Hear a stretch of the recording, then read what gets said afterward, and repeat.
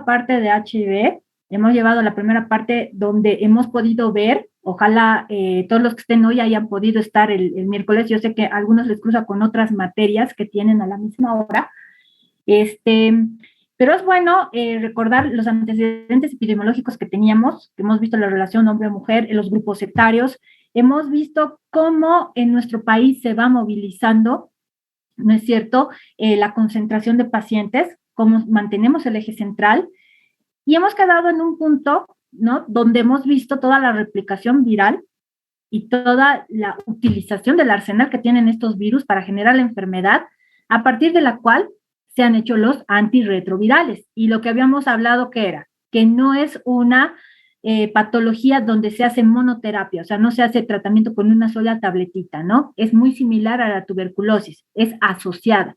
Y por el momento la sociedad de estos antirretrovirales termina siendo obligatorio para los pacientes, especialmente para evitar resistencia viral, ¿sí? Entonces, habiendo dicho que puedo yo ser una persona, ¿no?, cero positiva, pero no saber que porto el virus, empieza a generar algún tipo de problema. Por el grupo etario afectado que hemos visto, ¿no?, que ha bajado a colegios, ¿no? La edad afectada mínima del grupo es entre 15 y 30 años, está en colegio. Entonces, la educación promovida desde nosotros, porque nosotros al ser personal de salud somos grandes educadores, ¿no?, va a ayudar a que la prevención termine siendo la mejor fortaleza que tengamos, ¿sí? ¿Por qué puedo yo no saber que porto el VIH? Por esta razón. Miren, esta es una evolución que no ha cambiado. Les cuento que esta es una información que es de hace 10 años, mucho más atrás, pero que ha seguido manteniéndose, ¿sí? Que nos habla del por qué una infección crónica, como la que produce el VIH, puede ser asintomática y recién detectarla luego de que yo he tenido parejas, luego de que me he embarazado, luego de que me he casado, ¿no? Luego, por este hecho del tipo de evolución. ¿Qué se llama el tipo de evolución? A partir de lo que adquiero el virus, cuando empiezo a enfermar o a tener los primeros síntomas. A eso se refiere, ¿sí? Y estos porcentajes se refieren a eso, son promedios, ¿sí? ¿Qué es lo mejor de una persona? ¿Qué va a ser siempre lo mejor de una persona? Y es a lo que nosotros tenemos que alentar. ¿Alentar a quiénes? A nosotros mismos, si hemos tenido sexo sin protección, a los amigos, ¿no? Alentar a los pacientes, a todas las personas que nosotros veamos como personas que pueden ser vulnerables, ¿no? Y en quienes les favorece mucho hacerse una prueba rápida de HIV y pues detectar al virus lo más antes posible, antes de que presente síntomas. Es el mejor momento, porque no saben cómo el sistema inmune se rescata. El sistema inmune en ese momento puede no estar tan afectado si se lo rescata maravillosamente, ¿sí?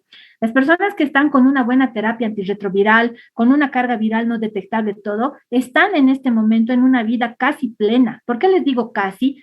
Porque es nomás de cuidado tomar los antirretrovirales, ver que no hay intoxicación, saber que uno puede tener problemas de otras enfermedades colaterales. Entonces, es por eso el casi, pero después son papás, son mamás, trabajan muy bien, tienen una vida óptima. Les cuento un detalle muy interesante que salió hace 5 o 6 años, ¿no?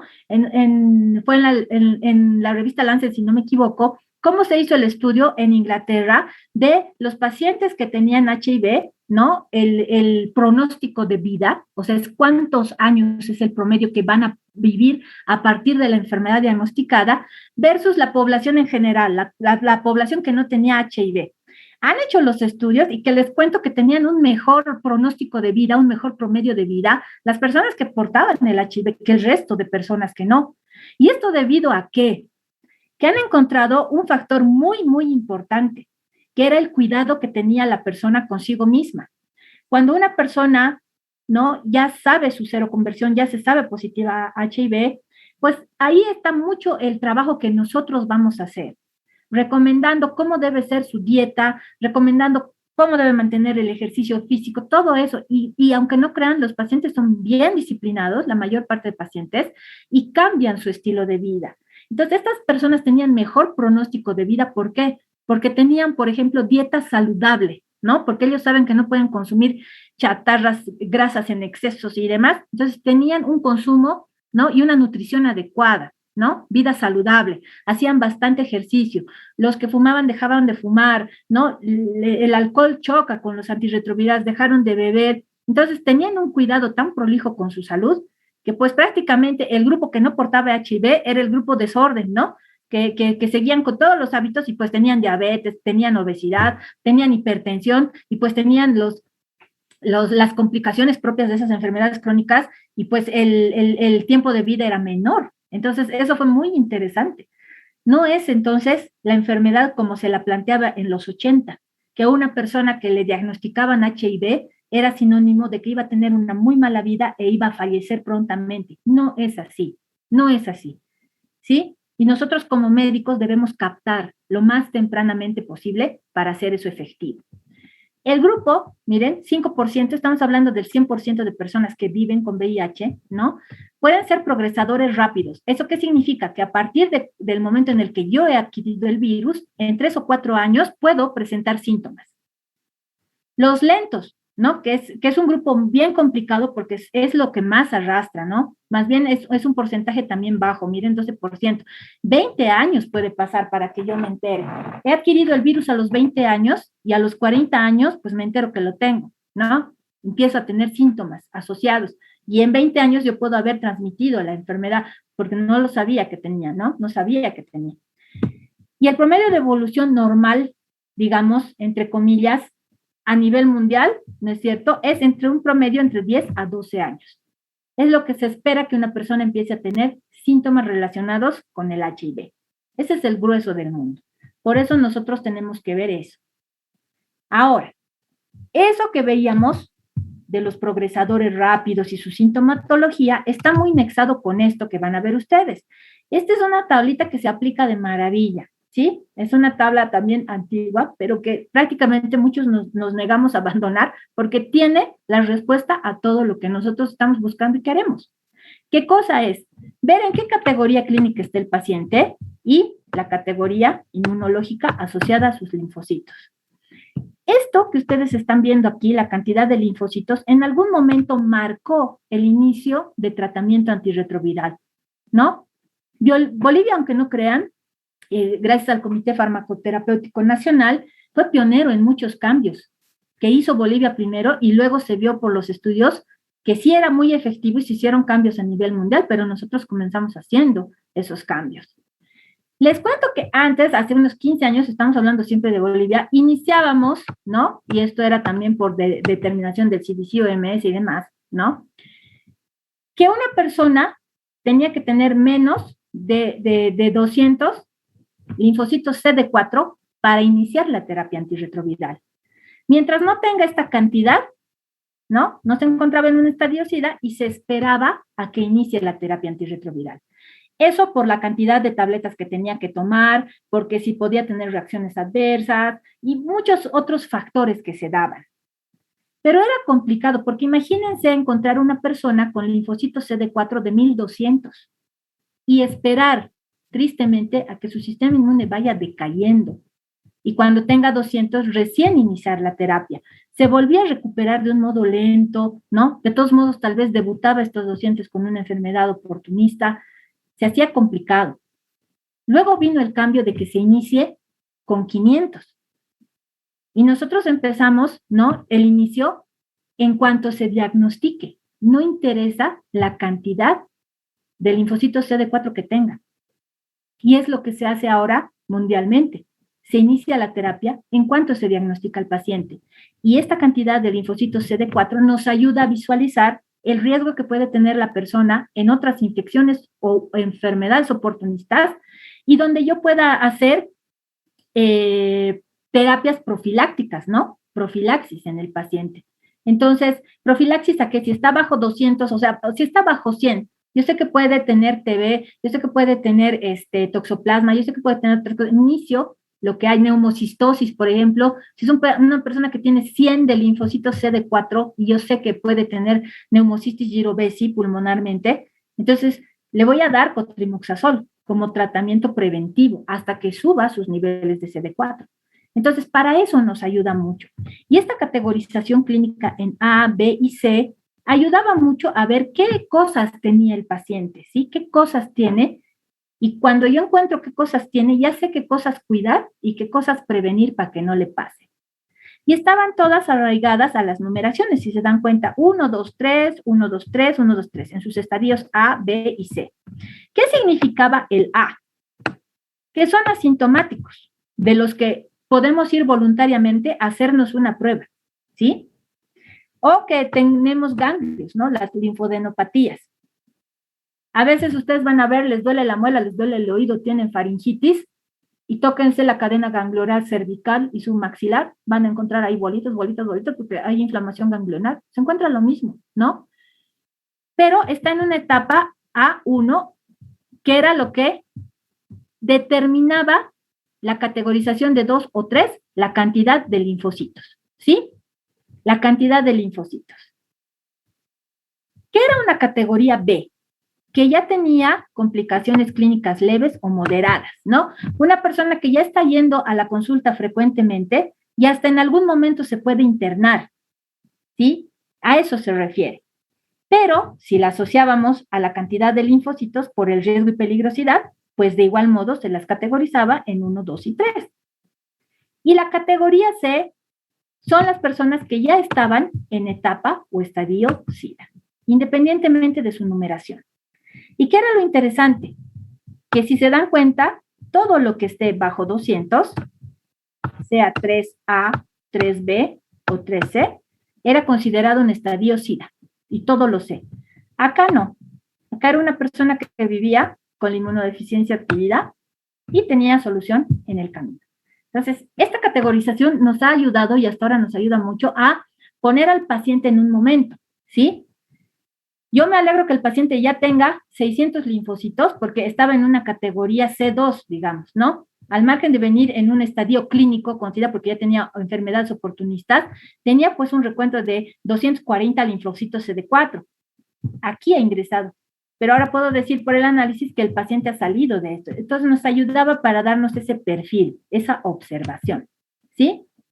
Y por lo tanto, si nos vamos a los estadios clínicos, son los voluntarios asintomáticos o los que se hace por algún motivo, por ejemplo, las mamás gestantes, ¿no? Le oferto la prueba rápida y pues la señora no tiene ningún síntoma, ¿no? Tal vez síntomas propios de la gestación, porque la gestación es un estado fisiológico, no es un estado patológico, pero la he captado, es asintomático, ¿no? Lo que hemos hablado de los ganglios, ¿por qué se llamaba generalizada? Se la llama generalizada porque no solamente eran ganglios cervicales, sino había axilares, inguinales, ¿no? Persistentes.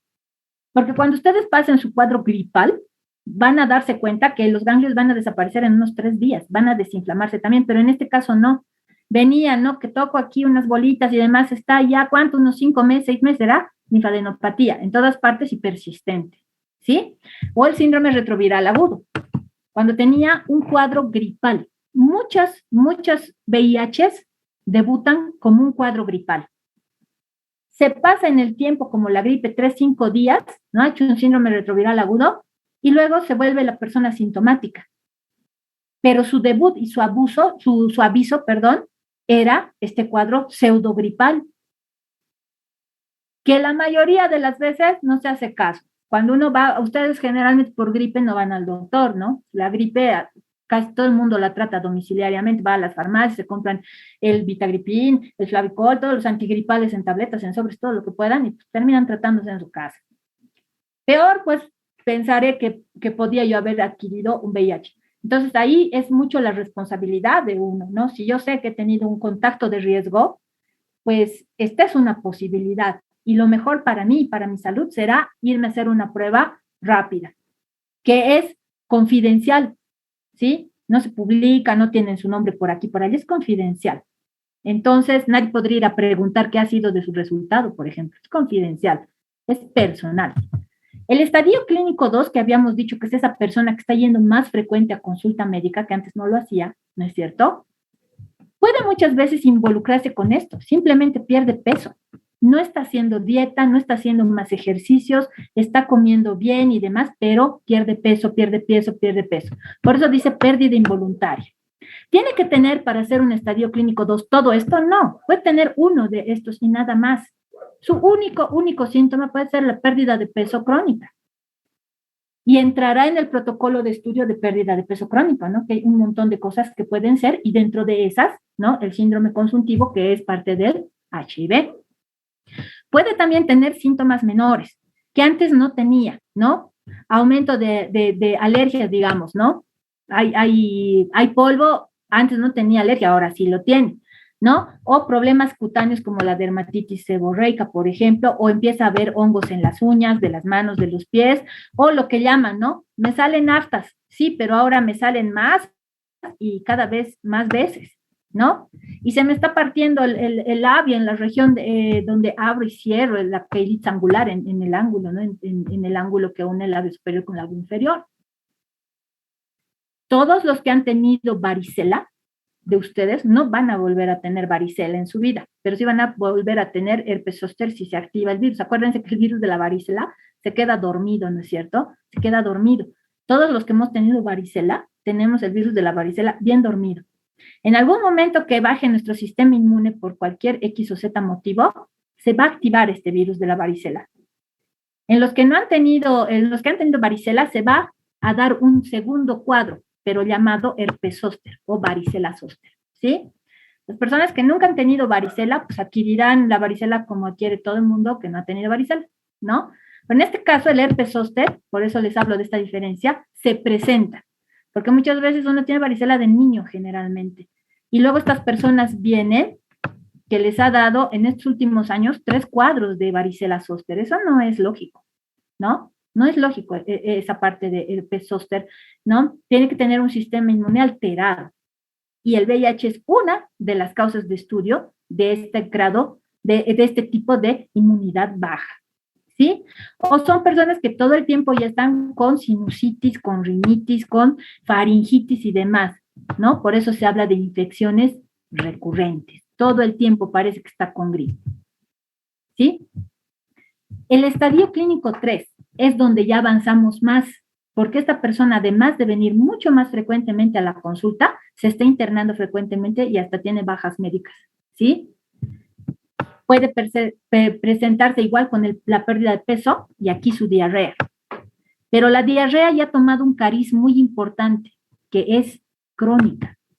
No es una diarrea como en una intoxicación, ¿no? Como una ETA, ¿no? Una intoxicación por alimentos, sino es una diarrea ya crónica, semanas, duran hasta meses. Tiene fiebre.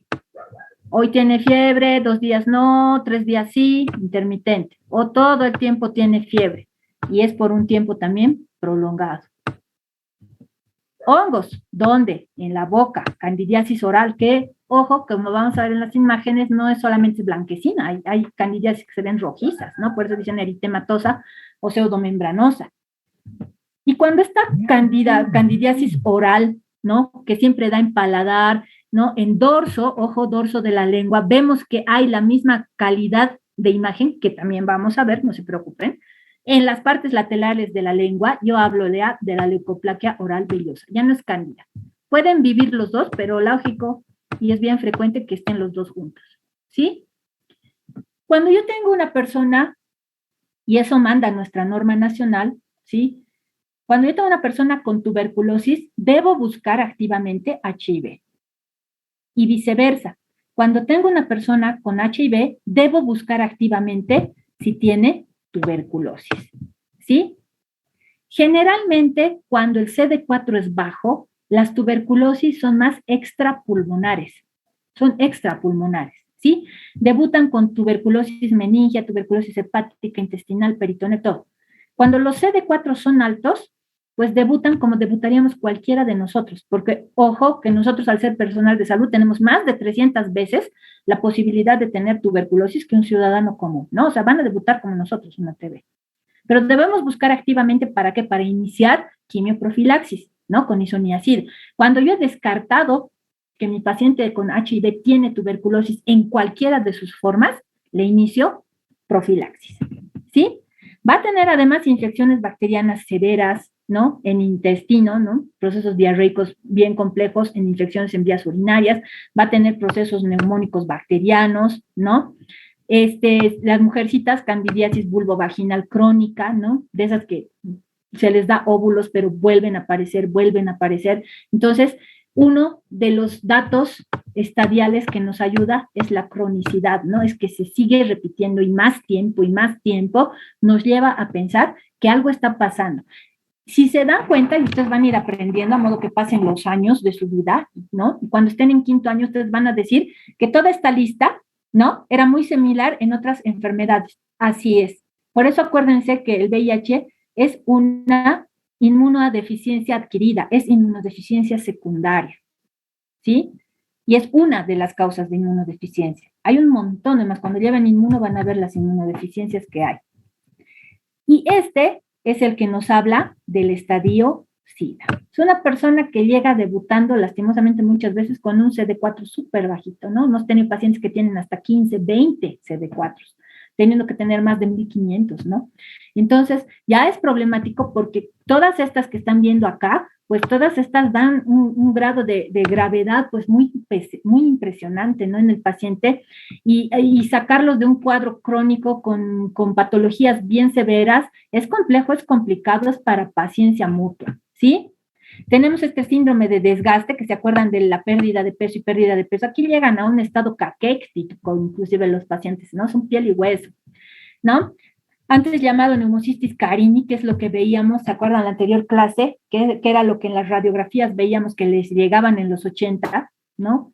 Cuadros de compromiso pulmonar importante, pero que no deberían venir con tanta frecuencia, pues la neumonía por neumocistis girovesi termina siendo ahorita también una de las causas de patología pulmonar muy importante en las personas que están en estadio SIDA. Toxoplasmosis cerebral, criptosporidiasis, pero con una diarrea crónica, ¿no? Que no solamente al paciente le deja secuelas en el estado nutricional, sino lesiona la mucosa intestinal por su frecuencia y por el tiempo que está. Isosporidiasis con diarrea del mismo modo, por más de un mes, ¿sí? Otro súper peligroso, citomegalovirus, ¿no? El citomegalovirus, van a ver ustedes en sus otras teóricas la otra parte del citomegalovirus, ¿no? Pero aquí nos causa mucho problema cuando hay citomegalovirus en encéfalo y cuando hay citomegalovirus pulmonar, ¿sí? Hemos tenido hasta citomegalovirus ocular que han tenido que traer esa vez el ganciclovir que se ponía intravítrea. Entonces es bien problemático, porque cuando es oftálmica, por ejemplo, causa ceguera progresiva y la ceguera es irreversible, ¿sí? Es irreversible. Y el citomegalovirus, como ven aquí, puede afectar varios órganos. El herpes simple, mucocutáneo, ¿sí? Pero que se vuelve crónico igual, no mejora, uno le da ciclovir y demás, y sigue, ¿sí? Y la leucoencefalopatía multifocal progresiva, que es un diagnóstico imagenológico también, por un deterioro franco del estado conciencial del paciente. Hongos, especialmente en personas que viven en lugares tropicales, siempre hay que buscar y pensar en hongos primero, ¿sí? Como coccidiomicosis. Las micobacteriosis son típicas, pero las diseminadas y las extrapulmonares. Es raro que un paciente en estadio SIDA debute con TB pulmonar, debutan con extrapulmonares, ¿sí? La salmonelosis es interesante, pero cuando la salmonela va y afecta al sistema nervioso central, ya es un dato indirecto de que es una persona que tiene un estado de inmunidad muy deficiente, ¿sí? Y hemos hablado que son enfermedades oportunistas, no infecciones oportunistas. ¿Por qué enfermedades? Porque aquí tenemos neoplasia, linfomas. Esta es otra neoplasia, si bien inducido por un agente infeccioso, pero es neoplasia igual, sarcoma de Kaposi. Y la encefalopatía propia por el HIV, ¿no? Que deteriora el sistema nervioso central de un modo muy profundo. Sí, son pacientes que pueden entrar en coma. Entonces, yo puedo recibir pacientes en cualquiera de esos estadiajes, en cualquiera, ¿sí? Y este seguimiento a mi paciente tiene que mantener este equilibrio, ¿sí? Tengo que tener un manejo de la signosintomatología clínica que va a tener. Mi objetivo es, por sobre todo, mantener su CD4 sobre 500. ¿Por qué es esa obsesión de que esté sobre 500? Porque ahí tengo un margen de seguridad de que no voy a tener estas enfermedades tan feas que tenemos, que son las que se presentan con bajo 200, ¿sí? Que son las que tienen mayor grado de complicación. Entonces, esto me ayuda a que mi paciente va a estar en muchas mejores condiciones, ¿sí? Y la carga viral que voy a ir controlando, que el objetivo es que sea una carga viral no detectable, que me esté hablando de un muy buen tratamiento, ¿sí? De una buena terapia. Y estas infecciones oportunistas, ¿por qué nos depauperan? Porque en algún momento nos traen problemas. Cuando los pacientes recibían la terapia antirretroviral, que no era combinada en una tableta, sino que eran varias tabletas, pues era complicado tratar las enfermedades oportunistas más. Ahí se elegía, ¿no? ¿Cuál primero se trata? Se trata la infección oportunista porque es la que mata. El HIV no, porque está crónico, ¿sí? Crónico. Eso va a entrar en tratamiento. Porque si uno sumaba, el paciente tenía que tomar a ratos hasta 15 medicamentos, entonces es hígado y riñón, pues no hay riñoncito que aguante. Entonces aquí se tenía que ver este grado de complicación que se tenía por las oportunistas, ¿no? Y cuando yo hablo de oportunista, pues la infección oportunista hace nombre, no, hace honor a su nombre, perdón. ¿Por qué? Porque es oportunista, se aprovecha de, ¿sí? Ustedes y nosotros podemos estar frente al mismo agente infeccioso, ¿sí? Ustedes con un sistema inmune muy bueno y yo con un sistema inmune bajo. Y ambos, ustedes y yo, estamos frente al Pneumocystis jirovecii. Ustedes van a adquirir el microorganismo, pero su cuerpo no va a hacer que genere la enfermedad, se va a deshacer de él. Yo voy a adquirir el microorganismo, pero mi sistema inmune malo va a hacer que yo enferme y de un modo grave y posiblemente fallezca, porque ha aprovechado la oportunidad de que mi sistema inmune es malo. Por eso es oportunista, ¿sí? ¿No? Provocada por un microorganismo que en una situación normal no es patógeno, no es patógeno en una situación normal y es poco virulento. Pero en el ejemplo que teníamos, se ha aprovechado de mi sistema inmune, ¿no? Las defensas inmunitarias se hallan debilitadas y pues genera la infección grave. ¿Qué factores de riesgo puede haber para que yo tenga infecciones o enfermedades oportunistas? ¿No es cierto? Los pacientes que no están diagnosticados, evidentemente, que los voy a recibir en un estadio SIDA, posiblemente ya les he dicho, la enfermedad oportunista sea lo que me va a decir, alarmar o alertar de que mi paciente tiene HIV, ¿no? Los pacientes que están sin tratamiento antirretroviral, pese a que tienen diagnóstico, hay pacientes que necesitan mucha contención y mucho apoyo, ¿no? Especialmente por los psicólogos clínicos, porque no aceptan a veces su enfermedad o no son disciplinados con su terapia. Entonces son pacientes que no van a tomar la terapia adecuadamente, ¿no? Y si no acepta su enfermedad, pues ni la va a empezar. Y eso significa que el estado inmune va a ir deteriorando, va a ir bajando. Por eso dice sin antirretrovirales o sin adherencia. La adherencia es cuánto apego tiene su tratamiento para cumplirlo de un modo idóneo y adecuado, ¿no? No tiene buena adherencia. O lastimosamente he obtenido un fracaso terapéutico o una resistencia a antirretrovirales, ¿sí? Acá se hace en el INLASTA todo lo que es pruebas de resistencia viral y todo eso, y no hay alta resistencia, ¿sí? Se tiene algunos genes que ellos codifican, pero existen antirretrovirales indicados para ellos, que no se da para cualquiera, no ingresan a un sistema de protocolo y estos pacientes reciben el tratamiento, pero con la constancia de que ha habido un fracaso terapéutico y ha habido resistencia antiviral a los antirretrovirales, entonces sí se puede modificar su esquema, mientras tanto no. O hay algo que es bien paradójico, que es bien interesante, que es ¿no? La reconstitución inmune, que ustedes van a leer en otras patologías más. También hay reconstitución inmune en tuberculosis, inclusive por decirles, en lupus eritematoso sistémico, que es una enfermedad no infecciosa, pero que al recibir los tratamientos y mejorar su sistema inmune, el sistema inmune opera tan bien que prácticamente enferma al paciente. Eso es lo paradójico, ¿no? ¿Por qué? Cuando un paciente hace reconstitución inmune, ¿no? Y nos causaba mucho problema cuando iniciábamos al mismo tiempo tratamientos o muy cercanos tratamientos para HIV y para tuberculosis. Por eso lo mejor era iniciar primero para la TB y cuando pase a su segunda fase, insertar recién el tratamiento antirretroviral, ¿sí? Porque ambas patologías hacen reconstitución inmune y por esta entidad se internan los pacientes y vienen y dicen, cuando estaba sin tratamiento yo me sentía bien, desde que tomo me siento enfermo, me siento mal y no están mintiendo. El sistema inmune que estaba ahí todo laxo, todo dejado, con el tratamiento, con la terapia antirretroviral en este caso, empieza a despertar y funciona también que genera una inflamación generalizada y empieza a buscar activamente a los virus. Entonces, ese estado de inflamación generalizada es lo que le enferma al paciente, es lo que le da esa sensación de estar enfermo, ¿sí? Y aquí vemos todo lo que nosotros tenemos que observar y llegar. Cuando ustedes sean médicos generales, sean médicos familiares o tengan la especialidad que tengan, acuérdense que la clínica es la madre de todo. La clínica es la madre de todo. El resto son estudios complementarios. Y nunca jamás cometan el error de que ustedes, ¿qué van a salir? Médicos generales después de 6 años.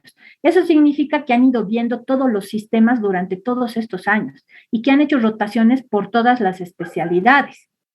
Por lo tanto, no cometan el error de cuando son especialistas, solo ven y revisan una cosa, ¿sí? Ven y revisan una cosa y ustedes, pues, se descuidan otras. Hemos tenido pacientes que eran pacientes crónicos, yo qué sé, es un decir, de cardiología. Han estado en cardiología 3 o 4 años, ¿sí? Y han mandado interconsulta y este paciente nos dice que tiene estas aptas y lesiones pues desde hace 1 año y más. Entonces la pregunta es que el cardiólogo no lo ha revisado, no lo ha visto, ¿qué ha pasado? ¿No? Ustedes tienen que revisar a sus pacientes, así sean cardiólogos, no es solamente el corazón, es una revisión íntegra, es un paciente íntegro. La alerta nos hubiera dado el otro colega, nos hubiera mandado al paciente mucho antes, ¿sí?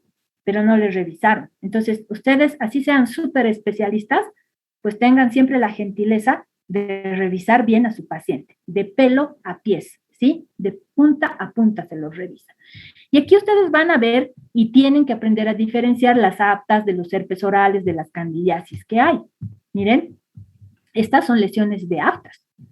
A muchos de nosotros nos ha dado aftas, ¿no? Y siempre les dicen las abuelitas, es calor interior, les dicen, ¿no ve? Y son dolorosas, pero miren, tienen un rodete rojizo, pero no tienen pérdida de sustancia, ¿no?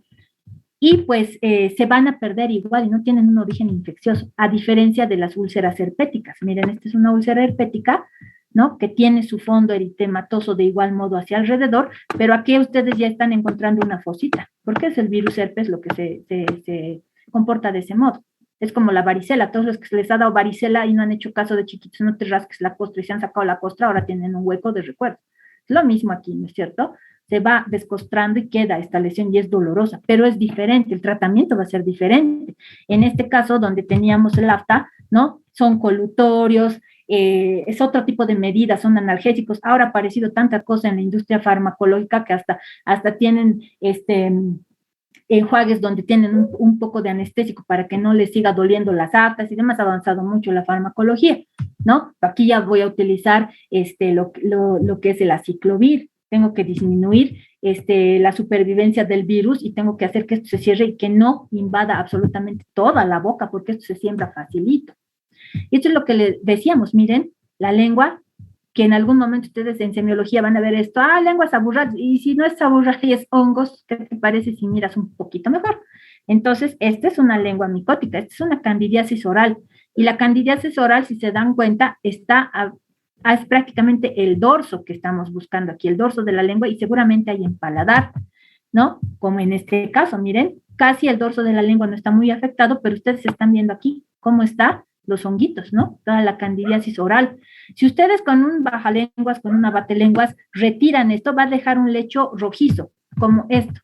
Así les va a quedar, sí, esto no, como este lugarcito, así les va a quedar, un lecho rojizo. Entonces, en ese lecho rojizo, ustedes van a poder ver, y esto pueden mandar, pero sinceramente hacer una muestra para enviar al laboratorio y demás de este tipo de observación casi no se da, porque es un diagnóstico clínico, ¿sí? Esta es una micosis oral. ¿Y qué pasa cuando mi paciente que tiene esta visión que estamos viendo acá, que tiene en la lengua, que tiene en el paladar, se queja de mucho dolor al tragar? Pues hay que sospechar de que los hongos están bajando por faringe y ya deben estar en esófago, ¿sí? Y ese es un momento para pensar, porque son pacientes que no están comiendo por el dolor, no se hidratan y posiblemente el tratamiento dependerá mucho. Muchos de ellos se internan para recibir el fluconazol endovenoso unos días y luego se los externan con el mismo fluconazol, pero ya en tabletitas porque ya pueden tolerar. Miren, esta es una endoscopía digestiva donde miren cómo está sembrado, todo lo blanco es hongo. Y muchas veces hay coinfección, hay convivencia de quien se limpian los hongos con el tratamiento y quedan lechos rojizos, porque hay ahí, ¿qué cosa? Citomegalovirus. Entonces, tienen coinfecciones. Ahora, ¿se acuerdan que decíamos solo el dorso de la lengua y el paladar? ¿El hongo? Sí. ¿Y entonces esto qué es? ¿Hongo también? No, esto es la leucoplaquia vellosa. ¿Sí? producido por virus, también por otro tipo de virus. ¿Pueden coexistir los dos? Pueden, ¿no? Y uno a veces dice, tiene hongos en toda la lengua. No, son dos cosas diferentes. Por ejemplo, no necesita tratamiento tan especial como la cándida o el herpes. Solito se va a ir, ¿sí? Con las medidas higiénico-dietéticas orales que se da y a modo que deje de estar inflamada la mucosa por las otras entidades. Luego voy a tener lesiones en genitales también, ¿sí? Pues tengo que ver si hay vesículas, si hay úlceras, para ver si hay herpes de otro tipo. Y esto es lo que decíamos, ¿no? El herpes zóster, que sigue un trayecto nervioso, ¿no? Por eso le llamaban la culebrilla.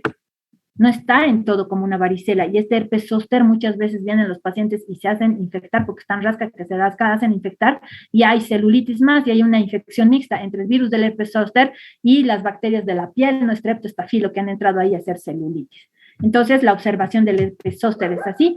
Y las neoplasias que veíamos también, las neoplasias que pueden darse en mucosas, como en este caso, ¿no? El sarcoma de Kaposi, o se pueden dar este mismo sarcoma en piel, ¿no? Y estas como condilomas acuminados. Los condilomas acuminados tienen que tener mucho cuidado. ¿Cuidado en qué sentido? Cuidado en que debe cumplir muy prolijamente su tratamiento el paciente, que el médico es el que le va dando, viene cada semana. ¿Para qué? Para que aquí se le ponga el medicamento, ¿no?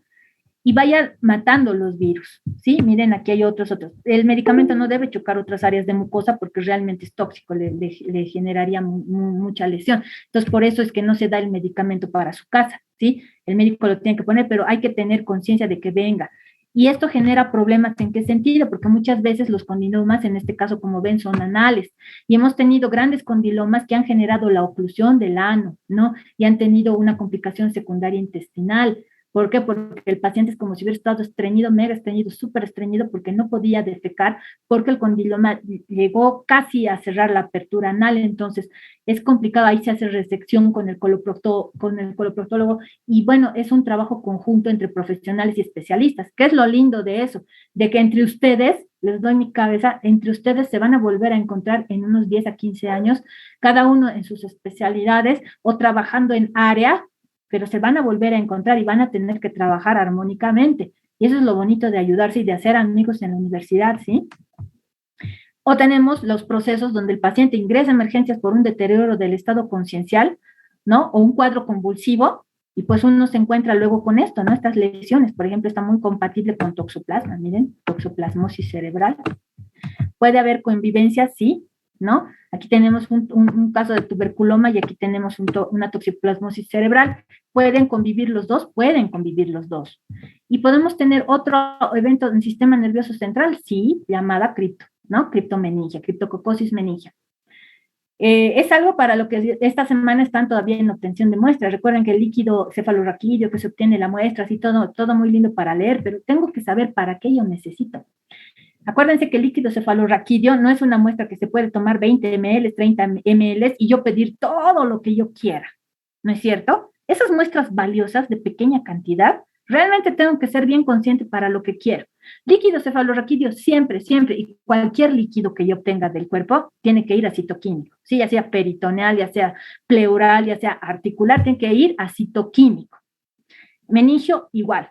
De ahí yo voy a pedir en lo que más esté sospechando, porque el citoquímico me va a avisar si puede ser una neuroinfección o no. Pero imagínense que yo tengo un paciente con deterioro del estado conciencial severo, un CD4 bajo y demás, pues sí me voy a imaginar que tiene un proceso de neuroinfección que posiblemente esté alejado de las bacterias y pediré al laboratorio que me lo hagan tinta china, ¿no? Dentro de lo que necesito que me hagan, me puede hacer tinta china paciente con alta sospecha de criptomeningia, ¿no? Porque esto les diré que no se los van a hacer de rutina. El de laboratorio no es pues adivino para hacérselos. Ustedes le tienen que pedir por su sospecha clínica diagnóstica. Entonces, miren qué bonito. En un líquido cefalorraquídeo hacen una tinción simple en tinta china, donde aquí ustedes pueden observar a los criptococos en líquido cefalorraquídeo. Listo, ya saben hacer el tratamiento. Esto les ha aliviado un montón. ¿Y esto en cuánto tiempo les puede llegar? 1 hora. En 1 hora ya puede estar este resultado, ¿sí? Pero de igual modo pueden debutar los pacientes con cuadros respiratorios simples y comunes, como es un proceso neumónico, ¿no? Una neumonía. adquirida en la comunidad, o tener procesos que ya lleven algún grado de complicación. Esto que muchas veces vemos como una radiografía de tórax, donde hay congestión bilateral importante y puede muchas veces confundirse con un síndrome de distrés respiratorio, si yo no tengo el antecedente del paciente, pues termina siendo una neumocistosis pulmonar, ¿sí? Y luego que el paciente ha hecho tratamiento con cotrimoxazol, endovenoso, en nuestro medio hay veces que sí hay veces que no hay el endovenoso, ¿no? Por lo cual se tiene que utilizar las pastillas. Se va limpiando esto, en días se va limpiando, ¿no? Puedo tener cuadros de tuberculosis. Entonces, da mucho aquí la semiología que van a aprender ustedes al año, de hacer una buena investigación, de preguntar en sus pacientes para tener los acercamientos especialmente, ¿sí? Entonces, sobre todo eso, yo me baso en un diagnóstico clínico, pero necesito en HIV tener mi diagnóstico laboratorial, ¿sí? Necesito. Entonces, ¿cuándo me dirán que es negativo? Cuando toda prueba de tamizaje para VIH no es reactiva. Entonces le digo al paciente, usted no porta el virus. Y el resultado positivo es con el resultado que es reactivo el primero, pero que ha sido sometida a una segunda prueba confirmatoria, ¿sí? Ahí le diré recién, usted es una persona que vive con el virus de la inmunodeficiencia adquirida. Este año les comento que se ha actualizado la guía nacional de terapia de adultos y niños y métodos diagnósticos para VIH del Programa Nacional de TB-VIH y Hepatitis Virales de nuestro país, ¿no? De Bolivia. Entonces, seguramente ya va a estar publicado para fines de este año. Aquí no he modificado mucho porque no tengo la autorización de cambios, solamente haremos los cambios cuando se haga la autorización y se evidencia en la publicación que se va a hacer, que luego lo ponen libre para descargar siempre en internet. Entonces, los pequeños cambios que puede haber en lo que es método diagnóstico. Pero hasta mientras el cambio ha habido y ha sido radical, porque si ustedes revisan bibliografía antigua, van a encontrar que simplemente se decía que una persona era positiva cuando tenía un Western blot positivo. Mientras tanto, no. Mundialmente la tendencia ha ido a las pruebas rápidas, a la segunda prueba rápida, ¿sí? Este algoritmo diagnóstico es de nuestro país. Esto es muy importante, ¿sí? Porque muchos de nosotros no podemos ser torpes con las personas. Nosotros somos médicos, no tenemos que ser torpes, ¿sí?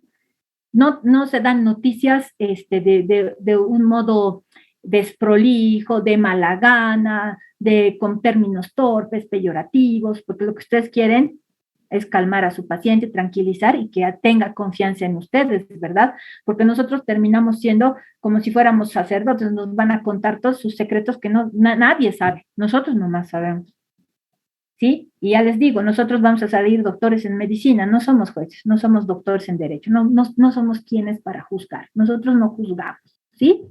¿Y a qué viene ese comentario? Porque aquí hay una palabra bonita que dice consejería, ¿sí? Para hacer la prueba, que es por si acaso con consentimiento informado, eso significa que la persona me debe autorizar, hay excepciones y salvedades, ¿no? Que también están en las normas, pero yo debo asesorar a esa persona, ¿no? La consejería es eso, decirle cuál es el beneficio de hacerse una prueba, en qué consiste la prueba, decirle que es confidencial, decirle los beneficios de que en este momento se haga la prueba para recuperarlo inmunológicamente. Entonces, necesita todo eso. Especialmente, muchos de ustedes trabajarán con grupos de adolescentes, por ejemplo, ¿no?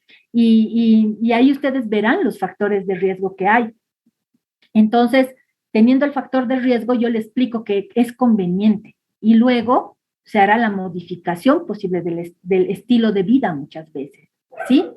Este consentimiento informado va a llevar a que la persona acepte hacerse una prueba rápida. Esta prueba rápida seguirá caminos. Si no es reactiva, ¿no? La prueba rápida, si no es reactiva, esta persona se le dice que no es portadora del HIV, por eso dice se entrega el resultado no reactivo y la consejería post-prueba. Esta consejería post-prueba es bien importante porque aquí se trata de modificar el estilo de vida de una persona mediante la consejería, no juzgamos, ¿no? Si es una persona que bebe mucho y cuando bebe mucho va de fiesta en fiesta y al ir de fiesta en fiesta pierde la noción de su control, ¿no es cierto? Y no recuerda y ha tenido contacto sexual de riesgo y demás, entonces ese es un factor de riesgo grande. Entonces ahí se verá la posibilidad de ayudar a la persona, ¿no? De tratar de modificar los factores de riesgo que está teniendo de forma activa. Ayudamos a esta persona para que este resultado no reactivo en unos años vuelva con reactivo. No, pues aquí yo he hecho bien mi trabajo en una consejería post prueba, ¿sí? Pero ¿qué pasa cuando esta primera prueba rápida es reactiva? Esta primera prueba rápida reactiva hay en todos los hospitales, centros de salud, todos los de atención, ¿no? Que tienen alto flujo de pacientes y maternidades. Si es reactiva, ¿no es cierto? Se va a una segunda prueba. Esta segunda prueba rápida, también rápida, ¿por qué es rápida? La rápida es sensible, ¿sí? Estas pruebas rápidas les van a decir, son pruebas de tamizaje, de despistaje. ¿Listo? Esta segunda prueba la tiene el CDVIR. Los CDVIR son los departamentales, son los encargados de ver a las personas que están con el VIH, ¿sí? Está desconcentrado ahorita en Santa Cruz y se busca la desconcentración en los otros departamentos. ¿Eso qué significa? Que cada entidad aseguradora o cada lugar del sistema público se encargue de los pacientes que tienen HIV y no sea solamente el CDVIR. Este CDVIR se encarga de todos los pacientes, de los que tienen seguro y de los que no tienen seguro. Y a veces es mucha la carga, ¿sí? Son muchos los pacientes y pues recoger medicamentos y todo eso se les dificulta porque hay mucha gente que viene de provincia, luego ya no encuentra espacio para atención. Entonces, lo mejor que se ha visto es desconcentrar, pero la desconcentración está siendo progresiva, ¿sí? Este CDVIR es el que tiene la segunda prueba. Entonces, si yo trabajo en un hospital X y me ha salido una prueba reactiva, voy a mandar al CDVIR, ¿no? Otra muestra para que me den el aval de una segunda prueba, ¿sí? Evidentemente, no puedo hacer yo digo, no, pero si tengo en el hospital, le haré nomás una prueba rápida. No, porque no puede ser pues la misma prueba, tiene que ser de otro lote, de otra marca, de otro todo. Por eso es una segunda prueba rápida, ¿sí? Si esta segunda prueba sale no reactiva, ¿no es cierto? El paciente puede tener el dato de no tener HIV, ¿sí? Esta segunda prueba puede correr a ELISA para VIH, ¿sí? Y si sale reactiva, pues el resultado es positivo para VIH y se le dice al paciente que es portador del virus y que va a ingresar en el programa y va a recibir el medicamento. Por si acaso, el tratamiento antirretroviral en nuestro país es gratuito, ¿no? Va a recibir el tratamiento, va a recibir la terapia, ¿no? Se notifica su caso y se hace seguimiento médico, ¿sí? ¿Qué es en el caso de embarazadas? Todas las embarazadas dicen, cuando encuentro mi primer reactivo, asumo que es positiva, ¿sí? ¿Por qué? Porque debo iniciar la profilaxis de transmisión materna-infantil. Esa transmisión vertical que decíamos de mamá-bebé durante la gestación, eso es lo que debo cuidar. Por eso asumo que es positiva hasta que venga el resultado de la segunda prueba, ¿sí? Sigue todo el mismo proceso, solo que aquí ya recibe tratamiento o terapia profiláctica, perdón. Si va a salir todo reactivo, ingresará esta persona con embarazo a hacer su tratamiento. Y si no, se le suspende el tratamiento, es no reactivo y se da los mismos cuidados. ¿Hay pruebas indeterminadas? Sí, en los cuales se aconseja volver a hacer una nueva muestra en 30 días. Ahí depende mucho el trabajo que tengamos verbalmente con nuestro paciente, porque el paciente se va a ir. Mi objetivo es que vuelva, ¿no? Que vuelva. No es, ¿y qué será del paciente? No tenía que ya venir y nunca más vino. Mi objetivo es que vuelva. Entonces, por eso es que todo esto se explica con paciencia y buen humor al paciente, ¿sí? ¿Para qué se inicia la terapia?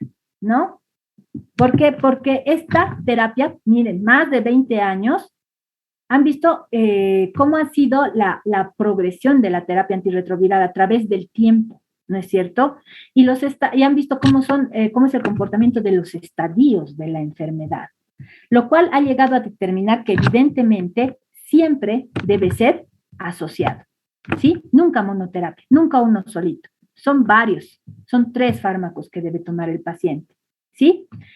Esto, la asociación y la buena adherencia, la disciplina, evitan mutaciones. Hay un montón de mutaciones. Los virus, cualquiera que fuera, están mutando todo el tiempo, ¿sí? Pero también se ha visto que no existe por el momento la erradicación del HIV. Por eso, esta adherencia, pese a que yo estoy muy bien de salud, ahorita estoy tranquila, ¿no? Pese a que mi CD4 está alto, mi carga viral es no detectable, la he podido bajar lo más que he podido, debo seguir tomando mi terapia, ¿sí? Porque no la he erradicado. ¿Se acuerdan que veíamos en la anterior clase cómo era ese virus mutante, ese virus durmiente, ¿no? Que se encontraba en el núcleo y que decíamos que cuando uno deja de tomar el tratamiento o la terapia, se vuelve activo y se vuelve a replicar. Es eso lo que queremos evitar, ¿sí? Es eso lo que queremos evitar. Por eso su objetivo, el objetivo de la terapia, ¿cuál va a ser? La supresión viral, ¿no? Bajar la carga viral, la cantidad de virus a lo más poquito que se pueda. Para eso, inversamente proporcional que hemos dicho, si logro eso, voy a subir mi sistema inmune, voy a bajar la morbimortalidad, ¿no? Se van a enfermar menos de otras cosas y menos van a morir, voy a hacer que sigan vivos y con su vida plena, ¿no? Voy a mejorar su calidad de vida, pero claro, si me enfermo menos, puedo trabajar, puedo viajar, puedo hacer todo, mejoro mi calidad de vida, ¿no? Evito la transmisión mamá-bebé, ¿no? Y evito además la transmisión entre parejas sexuales. Las parejas sexuales causan un gran problema, por eso es sexo con protección, ¿sí? Sexo con protección es una forma de prevención única que se puede tener, ¿sí? Los métodos de barrera. Por lo tanto, todo este tratamiento, ¿cuánto lo puedo iniciar? Esta terapia antirretroviral, como les decía, antes se daba cuando los pacientes tenían 500, ahora no, ¿sí? Nuestro comité farmacoterapéutico, ¿no? Ha determinado que se inicie la terapia sin necesidad de que haya una disminución del CD4 de ningún tipo y menos una carga viral que nos anuncie qué se tiene que hacer en millones, ¿no? No son determinantes de decisión. Se inicia en cuanto se diagnostica. Esa es la premisa. Y estos son los fármacos que tenemos en el país. Como les digo, este año en la guía va a salir esta misma tabla con sus modificaciones, con la adquisición de fármacos, por ejemplo, el dolutegravir, el ratutegravir, no se da a todos, son fármacos que se dan en presencia de resistencia, de falla de algo que el paciente requiera por específico dar y no lo da los médicos por decir al azar, sino entran a los comités, ¿no? Entran al comité de antirretrovirales para ver si es realmente adecuado darle este esquema. Por el momento, ¿cuál es nuestro esquema? Nuestro esquema es el TEL, ¿no? La tableta única combinada. Como decía una de nuestras pacientes antiguas, este es el premio que han tenido que pasar, soportar y padecer los antiguos pacientes, decía ella. Este es mi premio, decía, ¿no? Con 25 años ya o más de diagnóstico de HIV. ¿Por qué? Porque antes la terapia era cansadora realmente, ¿no? Tenían que tomar lamivudina, sidobudina, por decir, que era una tableta en la mañana y una en la noche. De aquí teníamos 2, de aquí teníamos 4, ¿no? Cefaviren 5. Las mamás embarazadas, y eso las 5 todos los días de Dios, ¿no? Las mamás que estaban embarazadas ya se les sacaba el efavirenz, por ejemplo, y se tenía que poner otro fármaco que ya ha salido a nivel del mundo, salió que era el nelfinavir, y el nelfinavir se daba por miligramos, pero ustedes tenían que sumar los miligramos y esa suma de miligramos hacían que sean 5 o 6 tabletas, ¿no? Por día, por el resto de sus días, ¿no? Entonces, realmente venían los pacientes con gastritis, con problemas muy severos de tolerancia, había abandono, había personas que ya se cansaban y dejaban 1 mes, 2 meses su tratamiento y otra vuelta bajaba su CD4. Pero esta tableta, imagínense,